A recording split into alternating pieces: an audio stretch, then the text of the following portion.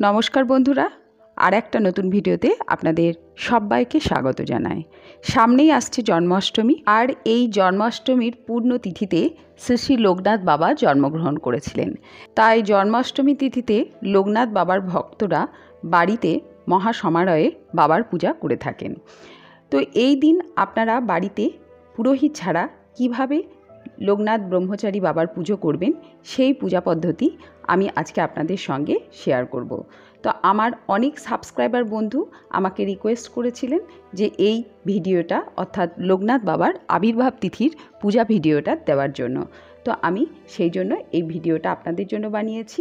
দেখুন, আপনাদের উপকারে লাগবে। তার সঙ্গে সঙ্গে অন্যান্য যে সমস্ত দর্শক আমার এই ভিডিওটা দেখবেন তাদেরও উপকারে লাগবে বলে আমার মনে হয়। তবে ভিডিওটি যদি ভালো লাগে অবশ্যই আপনারা একটা লাইক করে দেবেন আর আমার চ্যানেল সাবস্ক্রাইব করে আমার পাশে থাকবেন। তো বন্ধুরা, জন্মাষ্টমীর দিন যেহেতু লোকনাথ বাবার জন্ম হয়েছিল, তাই এবছরের লোকনাথ বাবার জন্মতিথি কবে পড়েছে সেটা আমরা আগে জেনে নেব। তো বন্ধুরা, এবছর অর্থাৎ 2024 সালে শ্রী শ্রী লোকনাথ ব্রহ্মচারী বাবার শুভ আবির্ভাব তিথি ও পূজা পড়েছে বাংলার 10ই ভাদ্র 1431, ইংরাজির 27শে আগস্ট 2024 মঙ্গলবার, অর্থাৎ গোস্বামী মতে যেদিন শ্রী শ্রী কৃষ্ণা জন্মাষ্টমী ব্রত সেই দিনই লোকনাথ ব্রহ্মচারী বাবার পূজা আপনারা করতে পারেন। শ্রী শ্রী লোকনাথ বাবা যেহেতু জন্মাষ্টমীর দিন জন্মগ্রহণ করেছিলেন, তাই অনেকেই লোকনাথ বাবাকে শ্রীকৃষ্ণের অবতার বলে মনে করেন, আবার অনেকেই লোকনাথ বাবাকে মহাদেবের অবতার বলেও মনে করেন।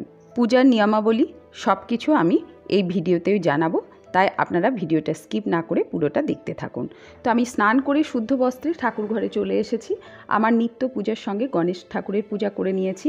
প্রথমেই গণেশ ঠাকুরের পূজা করতে হবে, তারপর অন্যান্য ঠাকুরের পূজা। তাই আমি গণেশ পূজাটা আর আলাদা করে দেখালাম না, ভিডিওটা বড় হয়ে যাবে।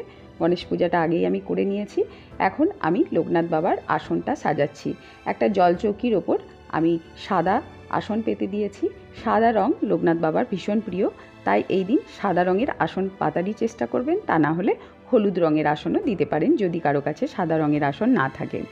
তো এরকম একটা লোকনাথ বাবার আলেখ্য বা ফটো আপনারা এইভাবে জলচৌকির ওপর বসিয়ে দেবেন ফুলের আসন দিয়ে।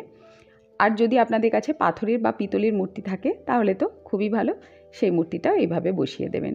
তো আমি স্নানাভিষেক করাবো বাবাকে, তার আগে ধূপ প্রদীপটা একটু জ্বেলে নিচ্ছি। ধূপ প্রদীপ জ্বেলে নিয়ে আমি স্নানাভিষেক করাবো।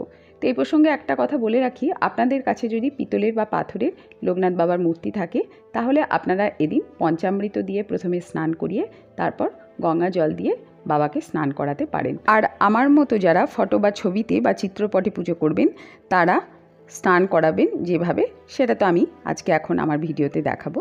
পুজো শুরুর আগে নিজেকে আচমন করে নিচ্ছি, হাতে একটু গঙ্গা জল নিয়ে নিচ্ছি। নম বিষ্ণু, নম বিষ্ণু, নম বিষ্ণু। হাতটা ভালো করে আরেকবার ধুয়ে নিচ্ছি। নম অপবিত্র পবিত্র বা সর্বাবস্থাং গতঃপি বা যশ্বরের পুণ্ডরিকাক্ষ সবাজ্য অভ্যন্তর সূচি, নমসূচি, নমসূচি, নমসূচি। তো এরকম একটা স্নান পাত্র আপনারা নিয়ে নেবেন। তো এই স্নান পাত্রে আমি বাবাকে স্নান করাবো। তো আমি জল শঙ্খতে একটু কাঁচা দুধ নিয়ে নিচ্ছি। আপনারা এদিন পঞ্চামৃতও তৈরি করে নিতে পারেন, দুধ, দই, ঘি, মধু, শর্করা দিয়ে।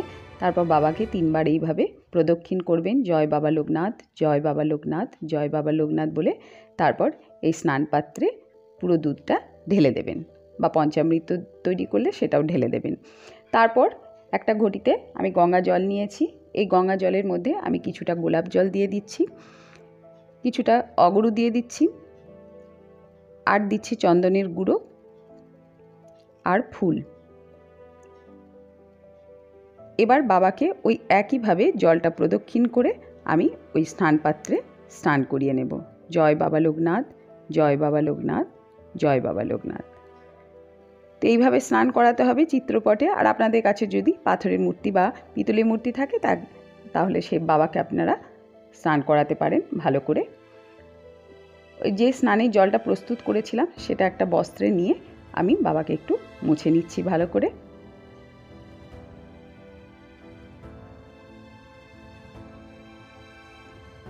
এবার বাবাকে আমি চন্দনের তিলক পরিয়ে দিচ্ছি। আমি শ্বেত চন্দনের তিলক পরালাম। বাবা শ্বেত চন্দনের তিলকই বাবা পছন্দ করেন, তাই বাবাকে শ্বেত চন্দনের তিলক দেবেন। এবার চন্দন সহযোগে একটা ফুলের মালা আমি বাবাকে নিবেদন করে দিলাম।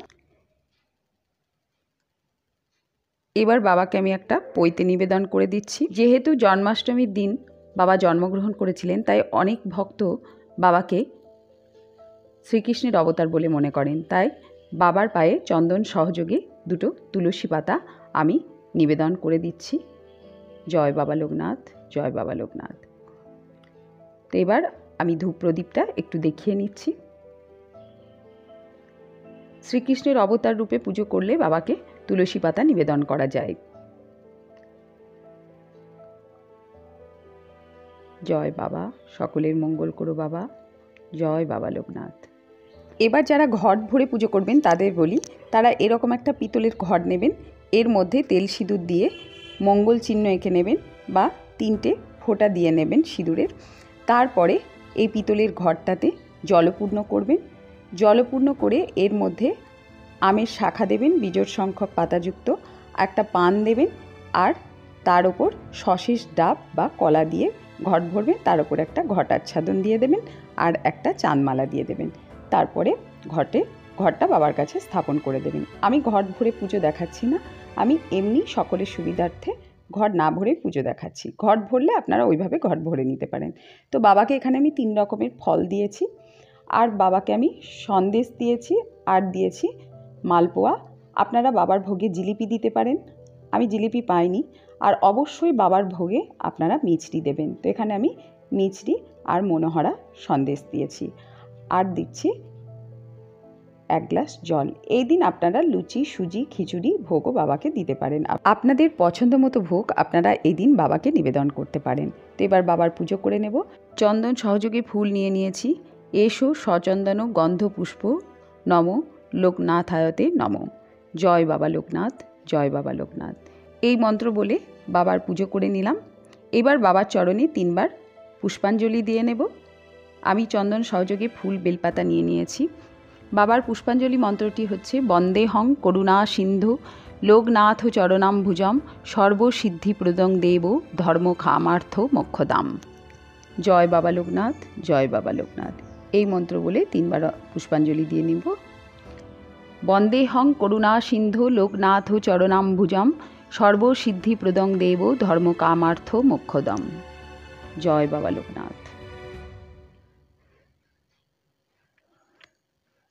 বন্দেহং করুণা সিন্ধু লোকনাথ চরণাম্বুজম সর্বসিদ্ধিপ্রদং দেব ধর্ম কামার্থ মোক্ষদম। জয় বাবা লোকনাথ, জয় বাবা লোকনাথ। মঙ্গল করো বাবা। এই দিন একটা শ্বেত পদ্ম চন্দন সহযোগে বাবাকে নিবেদন করবেন। শ্বেত পদ্ম বাবার খুব পছন্দের। জয় বাবা লোকনাথ, জয় বাবা লোকনাথ, জয় বাবা লোকনাথ। এবার প্রণাম মন্ত্র বলে প্রণাম করে নেব। পূর্ণ ব্রহ্ম শক্তির যথা লোকনাথে সংস্থিতা সর্বরূপং স্বরূপং তাং দেবং প্রণমাম্যহং। জয় বাবা লোকনাথ, জয় বাবা লোকনাথ। সকলের মঙ্গল করো বাবা। জয় বাবা। এবার বাবার পাটাটা একটু ফুল দিয়ে সাজিয়ে নিচ্ছি। একটু নানা রকমের ফুল দিয়ে এই দিন সাজাবেন, দেখতে খুব ভালো লাগবে। বাবাও অত্যন্ত খুশি হবে বাবাকে ঠিকঠাক সাজালে। তবে বাবা তো ব্রহ্মচারী, এত কিছু বাবা আড়ম্বর পছন্দ করেন না। অল্প কিছু উপকরণে মিছরি, জিলিপি, একটু ফল দিয়ে পুজো করলেই বাবাকে হয়। বাবা ভক্তিতেই সন্তুষ্ট। তো এবার ভোগ নিবেদন করে দিচ্ছি। আমি তুলসী পাতা আর ফুল দিয়ে বাবার ভোগ নিবেদন করে দিচ্ছি।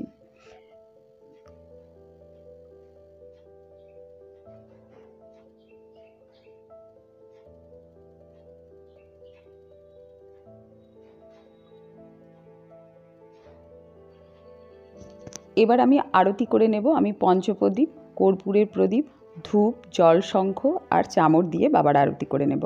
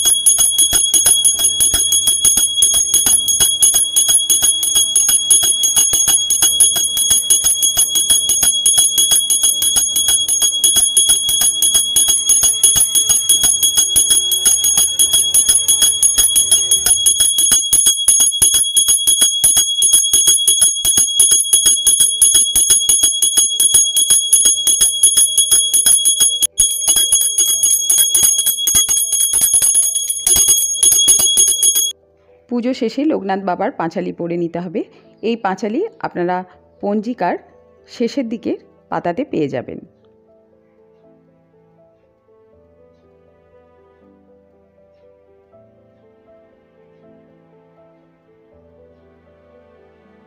জয় লোকনাথ বাবার জয়।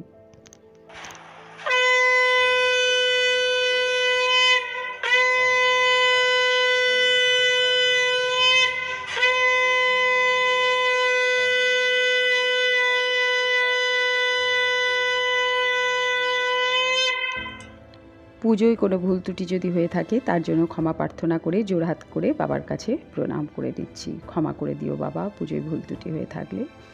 তো বন্ধুরা, এই ছিল আমার আজকের ভিডিও, অর্থাৎ জন্মাষ্টমী তিথিতে শ্রী শ্রী লোকনাথ বাবার আবির্ভাব তিথির পূজা আপনারা বাড়িতে পুরোহিত ছাড়া কিভাবে করবেন সেই পূজা পদ্ধতিটি অর্থাৎ আমার ভিডিওটি যদি আপনাদের ভালো লাগে অবশ্যই একটা লাইক করে দেবেন আর আমার চ্যানেল সাবস্ক্রাইব করে আমার পাশে থাকবেন। আর যদি প্রয়োজন হয় ভিডিওটি সকলের মধ্যে শেয়ার করে দেবেন। আমার আজকের ভিডিও দেখে আপনাদের অনেকেরই একটু হলেও উপকারে লাগবে বলে আমার মনে হয়। তো বন্ধুরা, আজ এই পর্যন্তই। আবার হাজির হয়ে যাব আর একটি নতুন ভিডিও নিয়ে। ভালো থাকবেন, সুস্থ থাকবেন, সাবধানে থাকবেন। ধন্যবাদ। জয় বাবা লোকনাথ, জয় বাবা লোকনাথ।